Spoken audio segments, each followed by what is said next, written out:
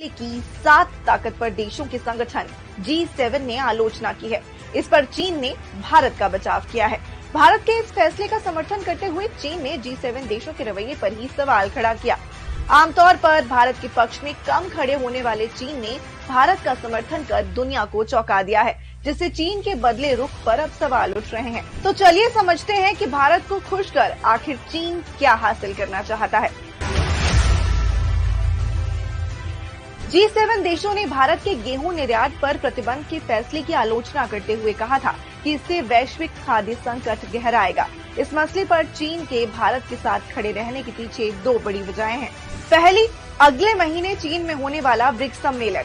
वैसे तो ये बैठक वर्चुअली होनी है, पर चीन चाहता है कि पीएम नरेंद्र मोदी इस बैठक में हिस्सा लेने के लिए चीन पहुंचे, ताकि चीन वैश्विक संकट के समय भारत का समर्थन हासिल करने के साथ ही दोनों देशों के संबंधों को फिर से पटरी पर लाने की कोशिश कर सके।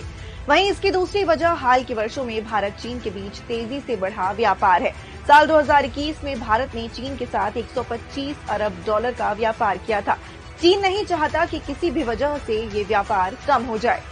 इसके अलावा ब्रिक्स की बैठक इसीलिए भी जरूरी है कि इसके 2 दिन बाद ही G7 देशों की बैठक होनी है, जिसके लिए पीएम नरेंद्र मोदी को जर्मनी ने आमंत्रित किया है। G7 के सभी देश यूक्रेन हमले के लिए रूस के समर्थन के लिए चीन की कड़ी आलोचना करते हैं। यही वजह है कि भारत का समर्थन कर चीन G7 देशों को जवाब देना चाहता है। ऐसे में माना जा रहा है कि अगर पीएम मोदी G7 बैठक में हिस्सा लेने पहुंचते हैं और ब्रिक्स बैठक के लिए चीन नहीं जाते, तो ये चीन के लिए एक बड़ा झटका होगा।